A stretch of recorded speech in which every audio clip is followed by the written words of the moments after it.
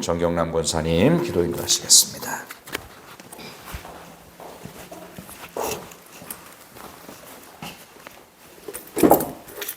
사랑과 공성하시는 살아계신 하나님 아버지 감사를 드립니다. 아멘. 3일간도 하나님 은혜 가운데 또 저희를 지켜주시고 이렇게 사랑하는 마음으로 끝나게 나왔사오니 아버지 우리를 넓히 도와주시고 우리를 받아주시옵소서. 우리가 세상 가운데 살면서 또 하나님 뜻대로 살지 못한 것 너무나 많습니다. 아버지 시간도 주님의 보혈로 우리의 모든 죄를 용서하여 주시옵시고 말씀을 통하여서 우리 영혼이 새로워지는 시간이 되기를 간절히 바라고 나옵나이다. 거룩하신 하나님 아버지여, 우리 학교를 주님께서 축복하여 주시고 함께 하신 하나님 너무나 감사합니다. 아버지 이 자리가 빈자리가 너무나 많습니다. 이 시간도 주님 전에 드리기를 사모하는 영혼들이 많아질 수 있도록 도와주시며 주님의 은혜 가운데 살아가는 것을 깨닫게 하여 주시옵소서. 세상에는 아버지의 우상을 섬긴다고 아버지여 저렇게 많은 영혼들이 우상을 따라가고 있지 않습니까? 이 시간 우리 하나님의 자녀들은 어디에 있는지 아버지 이 시간 기억하게 하여 주시고 여호와 하나님을 아버지여 또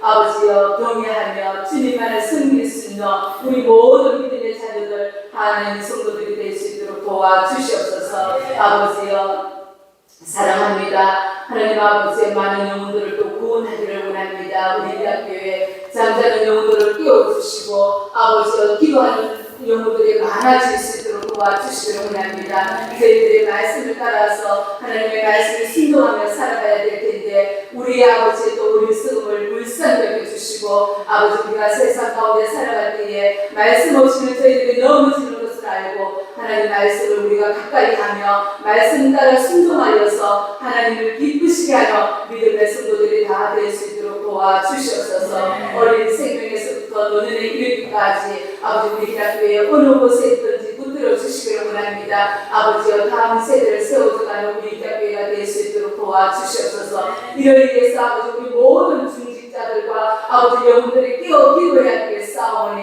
잠자는 영혼들을 깨워주시고 아버지여 저들의 영혼들을 불쌍히 여겨주시옵소서. 아버지 우리 기독교회도 자가정들이 너무나 많습니다. 하나님 아버지 긍휼히 여겨 주시기를 원합니다. 아버지여 저들이 깨워서 기도하여서 합친 가정이 다 되어서 하나님을 아름답게 섬기는 가정이 되게 하시고 아버지를 더욱더 아버지의 또 섬김으로 말미암아 하나님 저들의 삶이 또 하나님 은혜로 말미암아 풍성한 삶을 누리게 하여 주시고 많은 자들을 사랑하며 많은 자들에게 베풀 수 있는 귀한 믿음의 가족들이 다 될 수 있도록 도와주시옵소서. 아버지 하나님 이 시간 저희들의 말씀을 듣기를 원합니다. 세워주신 우리 목사님 영육간에도 또 강건함을 붙들어 주시고 아버지의 또 성령의 충만한 은혜를 다하여 주셔서 준비하신 말씀을 아버지 강하고 담대하게 선포하게 하시고 우리가 말씀을 들음으로써 아버지 끝나는 것이 아니라 우리 세상 가운데 나가서 하나님의 말씀으로 아버지의 또 어두운 세상을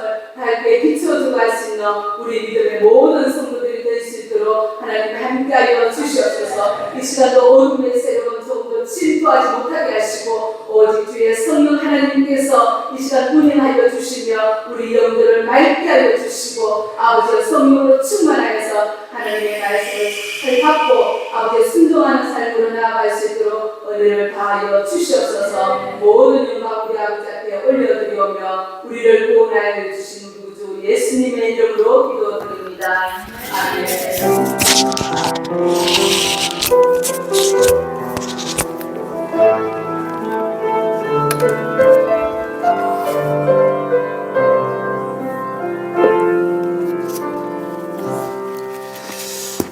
기도 감사합니다. 사무엘상 6장 말씀을 보겠습니다. 사무엘상 6장입니다. 사무엘상 6장 1절부터 21절까지입니다.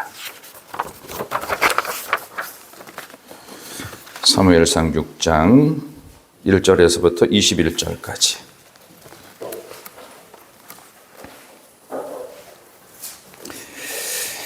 자, 우리 한 절씩 말씀을 교독하겠습니다. 416조, 구약 416조, 사무엘상 6장 전체를 교독합니다. 여호와의 궤가 블레셋 사람들의 지방에 있은 지 7달이라.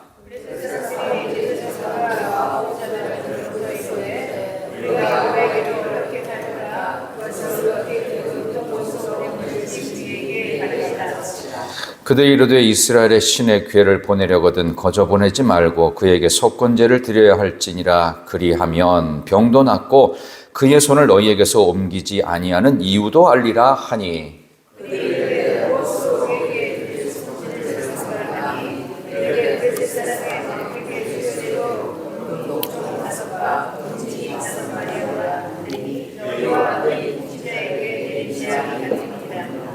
그러므로 너희는 너희의 독한 종기의 형상과 땅을 괴롭게 하는 주의 형상을 만들어 이스라엘 신께 영광을 돌리라. 그가 혹 그의 손을 너희와 너희의 신들과 너희 땅에서 가볍게 하실까 하노라.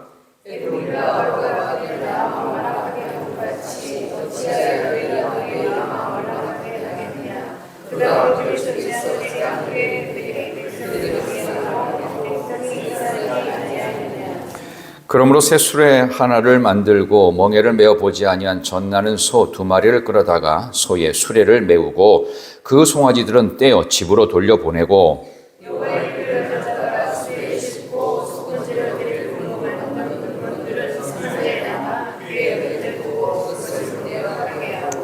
보고 있다가 만일 궤가 그 본 지역 길로 올라가서 벳세메스로 가면 이 큰 재앙은 그가 우리에게 내린 것이요 그렇지 아니하면 우리를 친 것이니 그의 손이 아니요 우연히 당한 것인 줄 알리라 하니라.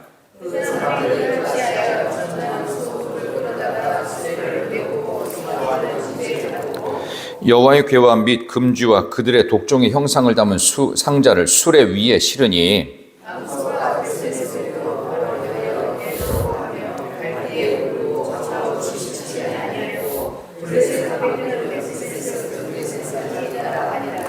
벳세메스 사람들이 골짜기에서 밀을 베다가 눈을 들어 궤를 보고 그 본 것을 기뻐하더니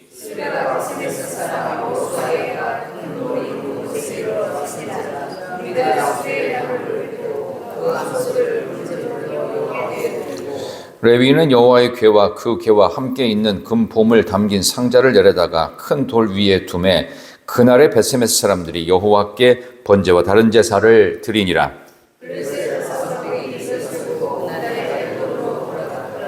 블레셋 사람이 여호와께 속건 제물로 드린 금독종은 이러하니 아스돗을 위하여 하나요, 가사를 위하여 하나요, 아스글론을 위하여 하나요, 가드를 위하여 하나요, 에글론을 위하여 하나이며.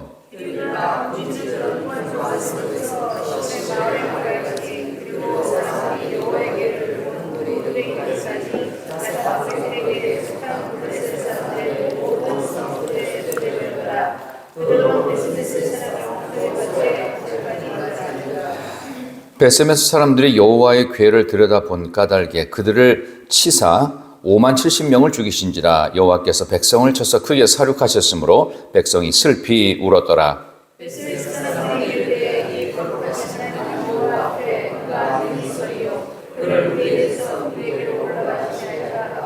다 같이 읽습니다. 전령들은 기럇 여아림 주민에게 보내어 이르되 블레셋 사람들이 여호와의 궤를 도로 가져왔으니 너희는 내려와서 그것을 너희에게로 옮겨가라. 아멘. 옆에 계신 분 한번 인사하겠습니다. 환영합니다. 잘 오셨습니다. 잘 오셨습니다. 다시 한번 환영합니다. 우리 옛날에는 그런 말 했죠. 예수님은 언제 재림하시냐? 비 오는 날, 저녁 예배, 사람들이 별로 안 왔던 때, 그리고 게다가 명절 걸리거나 이렇게 노는 날 걸릴 때 주님 오신다, 이런 얘기 했는데, 주님이 뭐 그럴 때 일부러 오셔서 우리를 볼탕 먹이시는 분은 아니시고 부지불식간에 알지 못했던 때에 모든 게 잘 됐다고 느끼고 걱정이 없는 때에 갑자기 오실 수 있어요. 그러니까 그날과 그 시는 아무도 모르니까 우리가 주님이 오시는 날을 항상 대비하면서 매일매일 사과나무 한 그릇을 심듯이, 그렇지만 우리의 삶 속에서 늘 마지막인 것처럼, 그러나 항상 시작하는 것처럼 우리의 삶 속에 믿음 생활을 평상시와 똑같이 열심히 하여 우리가 드리는 예배에 대한 의미를 늘 새롭게 가장 큰 비중을 예배에 두는 여러분 되시기를 소망합니다. 예, 오늘도 수요일에 차려주신 주님의 말씀으로 여러분께 만찬을 먹이기 위해서 오늘도 주신 말씀을 가지고 드디어 법궤가 돌아오다, 드디어 법궤가 돌아오다라는 제목으로 말씀을 전하겠습니다. 크게 두 단락으로 오늘 본문의 말씀이 나누어지는데요. 6절까지, 그 다음에 12절까지, 그 다음에 맨 마지막 부분 13절에서 21절까지 이렇게 단락을 나눌 수가 있는데 한마디로 딱 이겁니다. 블레셋과 전투에서 두 번째 전투째 언약궤를 뺏겼어요. 두 번째 뺏기고 나서 그게 블레셋 땅에 무려 7개월. 이 7이라는 수는 완전수를 뜻합니다. 행운의 7이 아니고 그건 우리가 만든 거고, 원래 7이라는 히브리 개념은 완전수. 그러니까 있을 만큼 다 기간을 채웠다는 뜻입니다. 그 기간 채우면 거기에서는 하나님의 역사가 다 끝났다는 얘기입니다. 그러니까 더 이상은 여기 버티면 안 되는 거예요. 그러니까 블레셋 땅에 7개월 동안 있었는데 블레셋 사람들이 이제 힘들어 죽을 지경이 된 거예요. 몸에는 피부병 생겼을 뿐만 아니라 곳곳마다 통곡의 소리, 죽어나가는 소리가 계속 진동을 하니까 블레셋 사람들이 비상대책회의를 엽니다. 그래서 오늘 본문에 1절, 2절 이런 말씀이 나오죠. 한번 2절 볼까요? 자, 비상대책회의가 어떻게 진행됐는지 2절, 3절 시작. 블레셋 사람들이 제사장들과 복술자들을 불러서 이르되 우리가 여호와의 궤를 어떻게 할까? 그것을 어떻게 그 있던 곳으로 보낼 것인지 우리에게 가르치라. 3절. 그들이 이르되 이스라엘 신의 궤를 보내려거든 거저 보내지 말고 그에게 속건제를 드려야 할지니라. 그리하면 병도 낫고 그의 손을 너희에게서 옮기지 아니하는 이유도 알리라 하니. 아멘. 여기 1절에 보면은 지방에 있은 지 7달이거든요. 이 지방이라는 말은 우리가 생각하는 서울을 빼고는 다 지방, 이 개념이 아니에요. 이 지방이라는 말은 들판이라는 뜻입니다. 왜? 들판에 나와야 마을로 안 들어오는 거잖아요. 그러니까 내팽겨쳐 놓은 거예요. 그러니까 몇 사람이 죽었을 수도 있겠죠. 그러니까 빈들에, 그냥 들판에 이게 방치가 돼 있었지만 그게 블레셋 영토였기 때문에 곳곳마다 피부병과 안 좋은 일들이 계속 출몰하는 거예요. 그게 7개월째. 그래서 블레셋 사람들이 머리를 굴린 겁니다. 비상대책회의에 참석한 사람들은 이교도 제사장들과 나뭇가지로 점치는 무당들, 유사한 복술자들, 그러니까 마술 부리는 사람들부터 온갖 역술인과 머리 좋다라고 하는 그냥 이교도 제사장들이 총동원돼서 보내긴 보내는데 잘못 보냈다가는 우리가 더 큰 피해를 입으니까 잘 보내야 된다. 그래서 어떻게 또 주서들은 풍어론이 있어가지고 히브리 사람들이, 이스라엘 사람들이 어떤 식으로 했느냐, 이걸 또 염탐을 했는지 어쨌든 조사를 했는지 그냥 보내면 안 된다. 제사 드려야 된다. 레위기에서 나오는 속건제를 드리는 걸 또 어떻게 또 주워 들었어요. 그래서 속건제를 드려서 보내는데 그냥 보내는 게 아니에요. 보내는 과정 속에서 과연 우리가 보내게 되면 3절 끝에 병도 나올 수도 있고, 그리고 손을, 그러니까 하나님 여호와라는 신이 왜 이 블레셋 땅에서 이 주권자의 손을 안 거두는지 이유도 알 것이다. 그러니까 어떻게든 보내야 된다. 그냥 보내면 안 되고 속건제 드리자. 이런 얘기가 오늘 비상대책회의의 결과로 이제 시행이 되고 있는 것입니다. 지금식으로 말한다면은 요즘 우상들처럼 인위적으로 합의된 예배를 드리는 거예요. 혹시 여러분 그런 얘기는 들어보셨어요? 종교 간에 대화를 하자는 식으로 해서 개신교에도 좀 이상한 목사님들인데 그 개신교 목사님들하고 가톨릭 신부들하고 또 불교 승려들하고 무슨 공동으로 무슨 제의 같은 거를 만든 그런 게 있었어요. 예배도 아니고 무슨 점치는 것도 아니고 이상한 걸 만들어가지고 그걸 통해서 무슨 종교 간의 화합을 하고, 무슨 종교에 무슨 화합이 있어요. 종교가 아닌 것들이 종교라고 하니까 이게 문제가 되는 거죠. 그러니까 그런 데 가서 무슨 족구를, 시합을 열고 무슨 단합대회를 하고 무슨 그 절 앞에다가 축성탄 써붙이면 성당 앞에다가는 무슨 축초파일이라고 해야 돼요. 뭐라고 해야 돼요. 하여간 이 잡스러운 것들을 만들어 갖고 이게 마치 그런 것처럼 지금 이런 상황이에요. 지금 이게. 그러니까 우상의 나라였던 이 블레셋이 하나님 여호와 신앙을 갖고 있는 이걸 갖다가 대충 차용해 가지고 뭔가를 만들어서 보내는데 하여간 복잡한 과정을 겪는 그런 상황이 됩니다. 그러니까 하나님께서는 지금 더 이상 우리 인생의 주인이 아니시고 마치 길흉화복의 개념으로 화를 면하자는 쪽으로 해가지고 잘 고이고이 모셔서 보내자. 이런 개념이에요. 지금 이거를 지금 블레셋 사람들이 고안해낸 방법이 되겠죠. 병도 낫게 되고 재앙의 원인도 알게 되니까 그렇게 보내는 것이 맞을 것이다. 이런 식으로 이제 합의를 본 겁니다. 그러면서 그냥 안 보내고 속건제를 드려야 되니까 제물이 있어야 되잖아요. 근데 제물이 두 가지입니다. 금, 독종 5, 금쥐 5이라고 합의를 하게 됩니다. 이 주석가의 견해에 의하면 그럼 왜 금, 독종과 금쥐, 그러니까 쉽게 말하면 금두꺼비 같은 거 있잖아요. 금두꺼비 굉장히 비싸잖아요. 그죠? 이게 순금이면 여기 없어요. 이게 이게 억대가 됩니다. 굉장히 무겁잖아요. 3.75g에 요즘 한 30만 원 합니까? 그죠? 순금? 이게 순금이에요. 순금으로 된 독종 5마리, 쥐 5마리. 근데 왜 쥐와 독종의 형상을 했을까? 이거는 이제 주석가들의 견해에 의하면 하나님이 보낸 재앙이 아마도 당시 쥐떼가 퍼뜨렸던 패스트 재앙일 가능성이 가장 높고, 또 하나 독종은 뭐냐면 피부병이거든요. 피부병을 일으키는, 아마 그래서 금쥐, 금독종 재앙으로 해서 이걸 갖다 보통 뭐라고 하느냐면 고대 사회에서는 이거를 동종치료법이라고 그래요. 그러니까 동일한 그 어떤 질병을 일으키는 것과 똑같은 형상을 만든 거예요. 그러니까 금쥐 5마리를 만들었다는 얘기는 아마 패스트 재앙이었을 것이다. 그래서 쥐 5마리를 만들어서 금으로 이렇게 해서 그렇게 하면은 분노를 바라는 여호와 신이 아마 노를 잠깐 멈출 것이다. 그러니까 이런 식으로 생각해서 이제 보냈습니다. 근데 그냥 보내는 게 아니라 얘네들도 연구를 합니다. 그냥 보낸 게 아니고요. 이거를 어디다가 실어 보낼 것인가 했더니 다음에 나오는 이제 7절부터 나오는 내용이 이제 그건데요. 여기 나오는 6절에 하나만 더 봅시다. 6절에 뭐라고 되어 있는지 한번 6절 한번 같이 읽어보시겠습니다. 애굽인과 시작.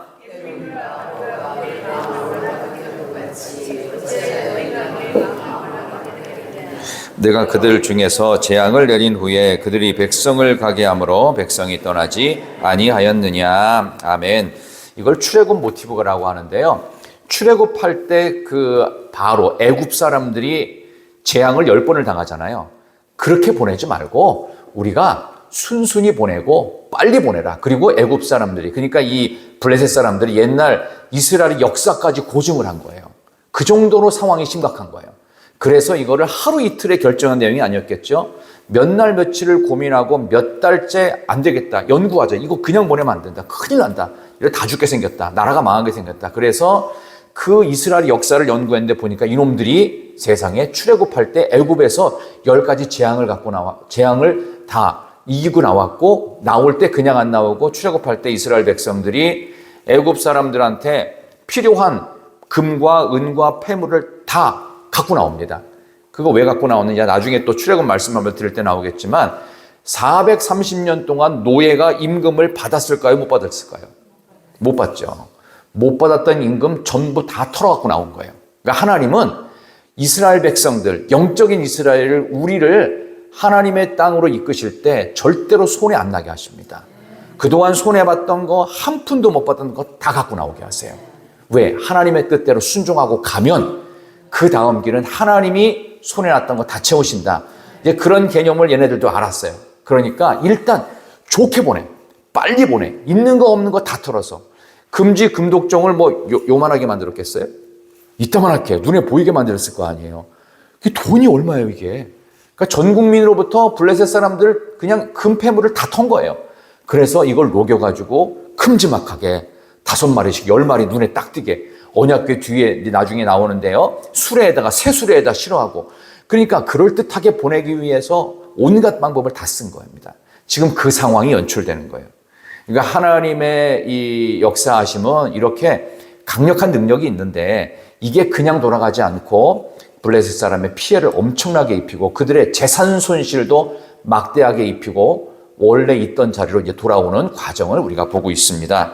자, 그 다음에 7절부터 나오면은 이제 거기에는 이제 암소 2마리가 끄는 장면이 나옵니다. 그것도 한번 볼까요? 7절 한번 보십시다. 다 같이 7절 말씀 시작. 그러므로 새수레 하나 만들고 멍에를 메어보지 아니한 젖나는 소 2마리를 끌어다가 소의 수레를 메우고 그 송아지들은 떼어 집으로 돌려보내고. 아멘. 자, 설명을 해드릴게요. 전나는 그 암소는 새끼가 있겠죠. 새끼 먹여야 되니까. 근데 이 두 마리를 특별히 한 번도 수레를 메어보지 않은, 그러니까 수레를 메어보지 않았다는 건 뭐냐 하면은 처음으로 수레를 메우게 되면 이거 모든, 그러니까 우리가 지금 기르는 그 반려견들이라든가 이런 것들은 길들여진 겁니다. 그러니까 사람과 더불어 살 수 있도록 많이 길들여져서 이게 많이 이렇게 진화된 거예요. 근데 한 번도 이거 수레를 매보지 않았다는 건 뭡니까? 매면은 펄쩍펄쩍 뜁니다. 왜? 불편하고 싫으니까. 그러니까 그것도 한 번도 안 매본 이 소를 넣은 이유가 뭐냐 하면은 도대체 이 재앙이 우연히 일어난 건지 아니면 정말 여호와라는 신이 있어가지고 그 신 때문에 벌어진 일인지를 확인하려고 그렇게 한 거예요. 모험을 걸었죠. 근데 새끼가 있는 암소는 새끼를 떼놓고 보내려고 하니까 새끼 있는 대로 돌아가려고 하겠어요? 딴 데로 가려고 하겠어요? 당연히 새끼 있는 대로 가죠. 새끼 있는 대로 가면 이건 우연히 벌어진 일이고, 만약 새끼 있는 대로 울면서 못 가고 반대 방향으로 베스메스로 가게 한 겁니다. 이스라엘로. 근데 그러면 이건 신이 있는 거다. 여호와라는 이스라엘 신 때문에 그런 거야. 그러니까 얘네들이 이렇게 실험을 한 거예요. 근데 여러분이 오늘 본문의 말씀을 읽으신 대로 울면서 이 두 마리의 젖나는 암소가 새끼들의 소리를 멀리서 음메 소리를 들으며 반대 방향인 베스메스로 갑니다. 이거 하나님이 이 젖나는 암소 두 마리를 새로운 언약궤를 갖다가 수레에 실어가지고 그쪽으로 가게 만드신 거예요. 결국 블레셋 사람들이 깜짝 놀랐겠지요. 진짜 신이 있구나. 여호와라는 신이 정말 이스라엘을 지키는 신이었고 그 신이 와서 한 거지 저 언약궤가 재앙을 일으킨 게 아니라는 것을 그들에게 명확히 밝히는 장면입니다. 그래서 하나님은 지금도 살아계심을 믿습니다. 믿지 않는 사람들이 아무리 부정을 해도 하나님은 살아계세요. 그래서 그 하나님의 살아계심을 두고 맹세하면서 믿음을 지키는 여러분의 삶은 하나님이 책임지시는 줄로 믿습니다. 그래서 제가 오늘 새벽에도 그런 말씀을 또 드렸잖아요. 하나님의 살아계심을 100% 믿어서 절망에서 탈출하라. 그럼 하나님의 말씀을 100% 순종해서 절망에서 탈출하는 것을 끝까지 가야 된다. 이 말씀을 드렸던 것처럼 이스라엘 백성들에게 주어진 이 언약궤는 그냥 대충 괴짜게 만든 게 아닙니다. 그들의 영적인 지주로 상징물로서 만들었고 그것이 나중에 훗날 솔로몬 성전에 안치가 되지요. 바로 이제 그런 과정 속에서 이 내용을 우리가 보시면 좋겠습니다. 자, 블레셋이 참으로 머리를 잘 굴렸지만 그들은 그들의 책임을 회피하는 수단으로 금독정 만들고 새수레 만들고 암소 두 마리에다가 이거를 실어 보내는 것으로 그들이 해야 될 임무는 이걸로 끝이 났습니다. 암소 두 마리 하나님의 이끄심을 따라서 울면서 베세메스라는 지역으로 이제 넘어가게 됩니다. 블레셋 국경에서 이스라엘의 첫 지경인 베세메스로 넘어가요. 그 다음에 나온 내용이 13절인데요. 한번 13절부터 한번 잠깐 볼까요? 13절, 14절을 보겠습니다. 13, 14절 베세메스 시작.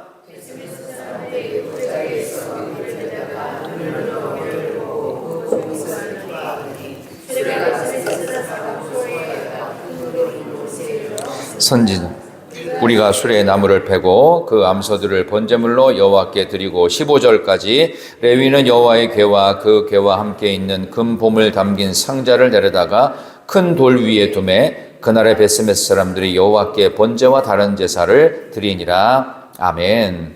자, 질문. 그러면 왜 베세메스라고 하는 동네로 굳이 이 수레가 가야 했을까요? 이 베세메스가 뭔가 의미가 있을까요? 성경에 나오는 모든 기록은 선택 역사라 말씀을 드렸습니다. 지명 하나, 어떤 인물 하나, 단어 하나가 그냥 대충 쓴 게 아닙니다.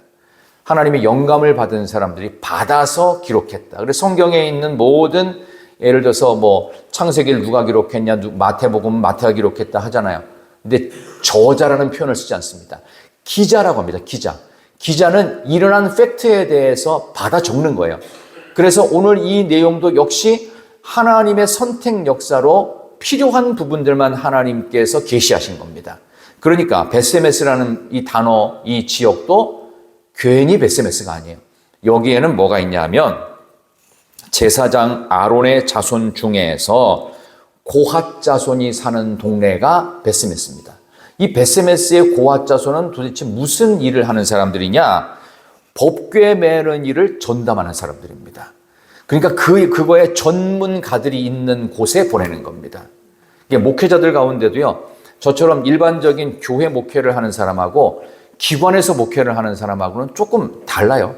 또 선교사로 가시는 분들은 또 다릅니다. 그렇죠? 그러니까 그런 것처럼 영역과 분야가 다른데 여기 나오는 이 고핫 자손은 법궤를 메고 가는 일을 전담하는 사람들입니다. 참 아이러니한 것은 법궤 매는 사람들이 이 법궤를 다루는 법을 제대로 모르는 것 같아요. 그래서 5만 70명이 죽어요. 5만이라는 말은 이제 가로 열고 보면 밑에 나눠져 풋노트를 보면은 어떤 사본에는 있고 없고 막 그런다고 하는데 어쨌든 많이 죽어요. 확실한 건 분명히 죽어요. 그 동네 사람들이. 왜? 법궤를 매는 것을 알면서도 불순종해요. 그걸 갖다가 들여다봅니다. 원래 들여다보면 안 되거든요, 절대로. 알면서도 불순종하면은 문제가 되는 거예요. 블레셋 사람들은 모르니까 당연히 저주를 받았지만 여기 나온 이스라엘 사람들은 알면서도 전문가가 있으면서도 불순종해요. 그래서 제가 그런 말씀을 예전에 한번 드렸는데요. 교회가 부흥하려면요, 제일 중요한 게 순종입니다. 이 불순종을 하게 되면요, 이게 어떤 목사님한테 목사님 말이 뭐 딱 100% 맞는 건 아니잖아. 그래갖고 뭐 우리 말도 좀 그럴듯하고 일리가 있지 않을까? 해가지고 불순종을 했단 말입니다. 근데 꼭 교회 문제가 생겨요. 왜냐하면 교회는 주님의 성전이기 때문입니다. 주님의 교회이기 때문에 그래요. 그래서 목회자를 가장 영적인 리더로 세운 이유가 그거예요. 그래서 아무리 별 볼 일 없어도요, 목회자 말에 순종해야 교회가 부흥합니다. 이 아멘이 안 나오죠? 별로 순종해 본 경험이 없으신가요? 제가 예를 하나 들어볼게요. 그 인천에 있는 제일 큰 교회가 어느 교회냐면은 주안장로교회입니다.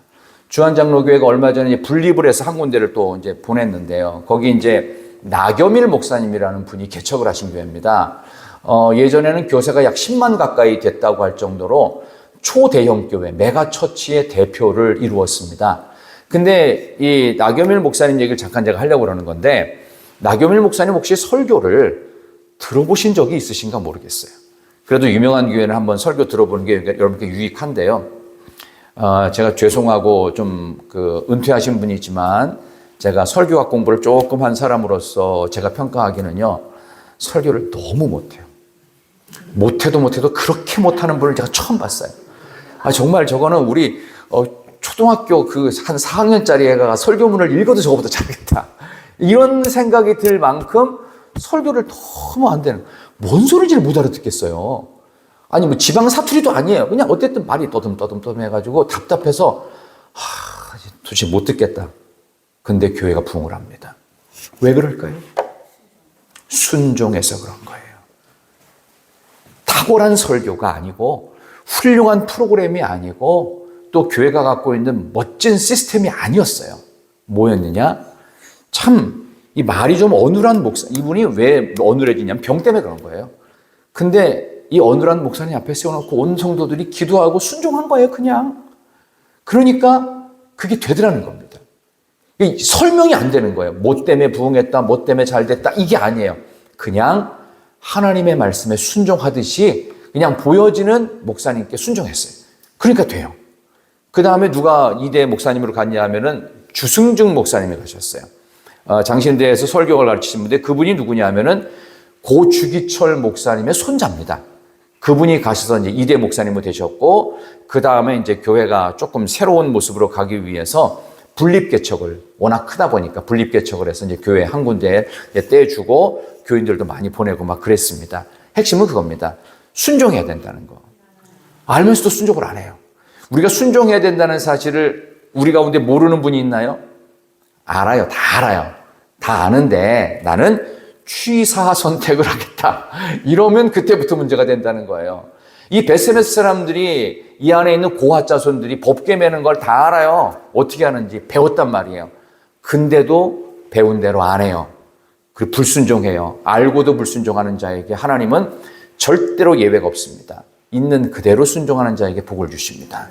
지루하고 따분하고 그게 그거 같고 그냥 식상하고 그냥 뭐 별것 아닌 것 같고 조금 이렇게 조금만 바꾸면 뭔가 신선하고 사람들에게 인기를 끌 것 같은 그런 방법을 도입하는 순간 그때부터 원형이 망가지면 깨지는 겁니다. 그래서 우리가 사도행전에 나와 있는 교회를 말할 때 사도행전 원형교회라고 얘기합니다. 이 초대교회라는 말보다 정확한 것은 원형교회입니다.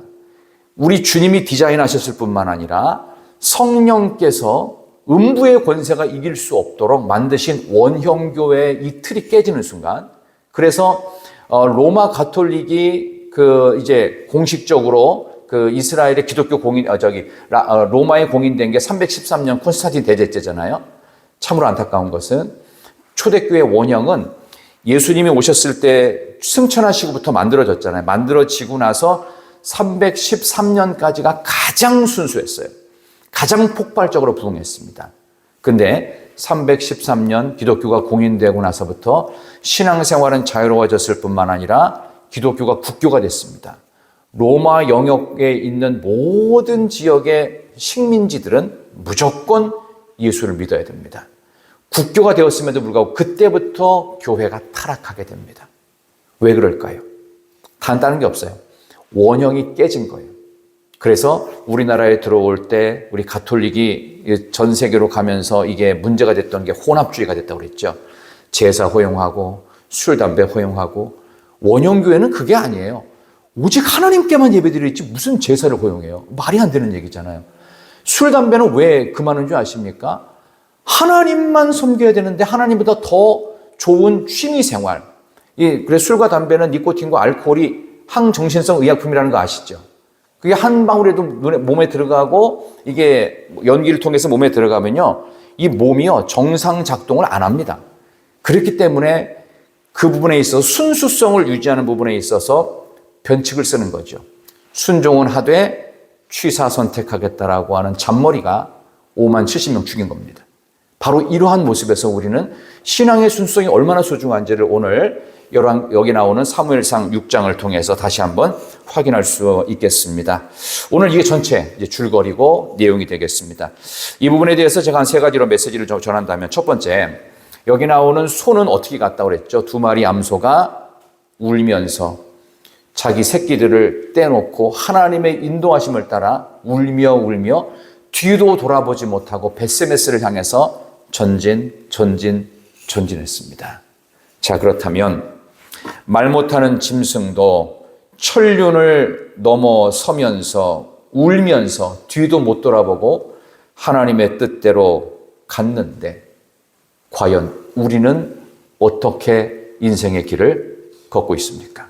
심지어 예수님을 이미 믿고 신앙생활을 하고 있고 교회에서 장로님, 권사님, 안수집사님, 믿음의 사람이라고 늘 고백하면서 나는 교회 교인이라고 늘 마음에 담고 있는 여러분은 과연 어떻게 신앙의 길을 걷고 계십니까? 때로는 좀 외람된 표현이 될지 모르겠지만 사람이 짐승만도 못하다라는 생각을 하실 때가 있을 수 있을 것 같아요. 소만도 못한 인간의 현주소를 오늘 성경은 우리에게 고발하고 있습니다. 우리가 고발당했을 때가 많았을 거라는 생각이 듭니다. 겉으로는 들키지 않았을 뿐이지 사실 하나님 앞에 고발장은 끊임없이 올라가고 있는 것은 아닐까. 우리의 신앙을 돌아봐야 될 때입니다. 우리는 과연 전나는 암소가 자기 새끼를 뒤로 하고 뒤도 돌아보지 못한 채 하나님이 원하시는 방향으로 갔다면 그럼 우리는 어떨까요? 우리가 아쉬웠던, 정말 조금 집착하고 싶었고 조금 더 챙기고 싶었고 그걸 내가 더 얻고 싶었던 욕심들을 다 뒤로 하고 뒤 안 돌아보고 앞을 향해서 믿음으로 전진할 수 있는 그런 도전의 메시지로 여러분 받으시기를 진심으로 소망합니다. 두 번째 메시지를 또 말씀을 좀 드리고 싶다면, 이 세상을 상징하는 블레셋과 교회를 상징하는 이스라엘, 이 모두가 과연 하나님에 대한 인식이 진정으로 어떤지, 우리는 과연 세상과 다른 하나님에 대한 인식을 하고 있는지, 아니면 세상의 인식은 자기 중심적이고 자기 유익을 위한 도구로, 마치 필요하면은 우리 옛날에 전래 동화에 보면은 도깨비 방망이 나오죠. 그래서 필요할 때마다 도깨비 방망이를 한번 두들기면 필요한 것들이 탁탁 터져서 하나님 이것도 해주시고요. 요것도 해주시고요. 이번에 우리 애가 뭐 하니까 시험은 무조건 합격으로 갑시다. 예를 들어서. 그리고 이번에 우리가 애가 등급 좀 올라가야 되니까 이번에 한 3등까지는 할 수 있도록 하나님이 알아서 좀 챙기세요. 마치 이런 것으로 나의 필요와 유익과 내 중심적으로 하나님을 필요할 때마다 액세서리처럼 끌어당기는 것은 아닐까. 두 번째 메시지로 우리에게 주십니다. 마지막 하나 더 말씀을 좀 드리고 싶다면, 과연 이스라엘 사람들이 알면서도 불순종했던, 그래서 5만 70명이 죽어가야 했던 이 사건 속에 우리가 한 번 더 생각해야 될 가장 중요한 메시지가 있다면, 우리는 과연 하나님을 내 의도대로 믿고 있지는 않은가? 신앙의 이름을 갖고 하나님의 의도보다는 나의 생각과 나의 방식을 그 안에 엎어 씌우려고 한 것은 아닌가? 이 세 번째 메시지는 대단히 소중한 메시지가 될 것입니다. 우리가 하나님에 대한 경외감을 상실해서는 안 될 것입니다. 저는 이것을 좀 이렇게 저 자신에게 한번 적용을 시켜봤는데요. 너 정 목사가 여기까지 과연 어떤 과정을 통해서 온 것 같으냐라는 질문으로 한번 저 자신에게 적용시켜봤어요. 제가 이곳까지 오게 된 이 모든 과정 속에는 하나님의 기가 막힌 섭리가 있었다는 사실을 평생 잊지 말아라. 제가 목회를 마무리하고 완주하는 그날까지 이곳에 어떻게 오게 됐는지, 신학생이 되는 그때부터 시작해서 지금 이 순간까지, 또 앞으로의 모든 과정 속에서도 항상 처음이 무엇이었는지를 잊지 말아야 된다. 이스라엘 백성들의 실수는 바로 이것이었습니다. 그들이 어떻게 출애굽하게 되었는지, 어떻게 홍해를 건넜고, 그리고 광야 40년에서 아무것도 못했던 그 시간 동안 하나님이 광야에서 그들을 살리시면서 낮에는 구름 기둥으로, 밤에는 불 기둥으로, 새벽마다 만나와 메추라기로 그들을 끊임없이 무제한 제공하시는 하나님의 한이 없으신 은혜로 왔는데, 그들은 배은망덕하게 하나님을 향해 10번이나 원망했다고. 10번도 완전수입니다.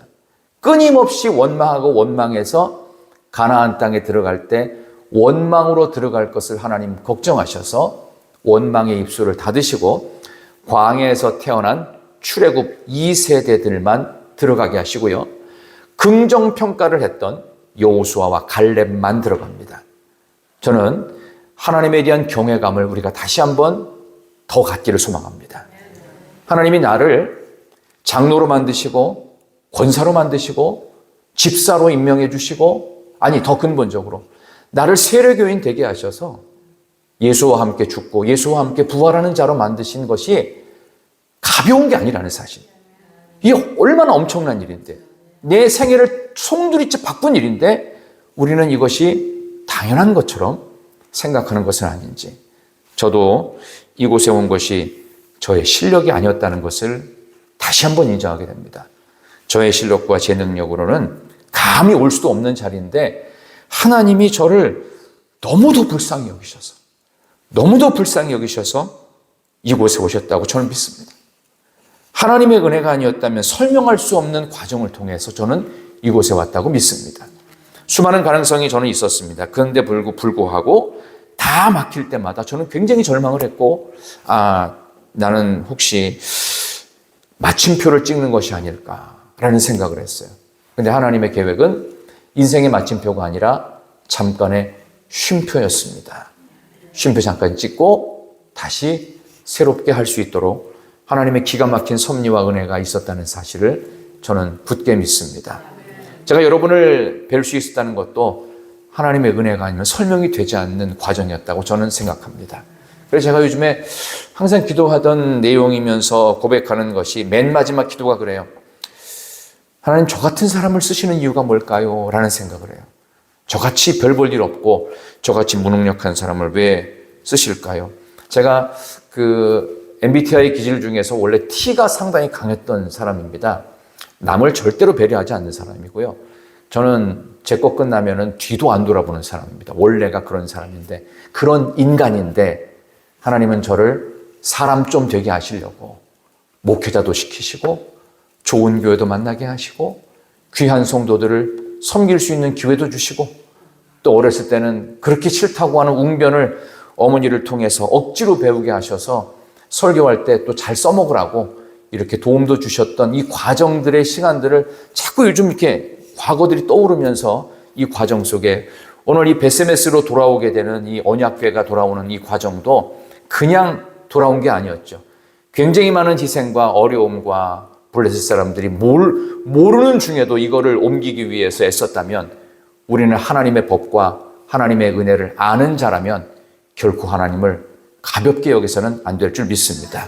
오늘 이 귀한 말씀 마음속에 잘 간직하시면서 하나님의 은혜가 여기까지 인도하셨고 하나님이 여러분의 삶을 앞으로도 그렇게 기가 막힌 섭리로 인도해 가실 것을 믿습니다.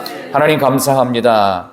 하나님에 대한 경외감을 상실하지 않는 우리 희락의 성도들 되게 하여 주시옵소서.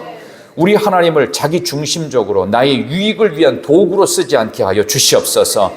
특별히 세상의 천륜을 어기면서도 이 두 마리 소가 하나님이 뜻하는 방향으로 갔던 것처럼 하나님 아버지, 우리의 기분과 우리의 상태와 삶의 조건들을 다 뛰어넘어서서 하나님이 가라 하시면 뒤돌아보지 않고 하나님이 원하시는 그 길로 믿음으로 정진할 수 있는 우리 모두가 되게 해주시기를 예수님의 이름으로 기도하옵나이다. 아멘.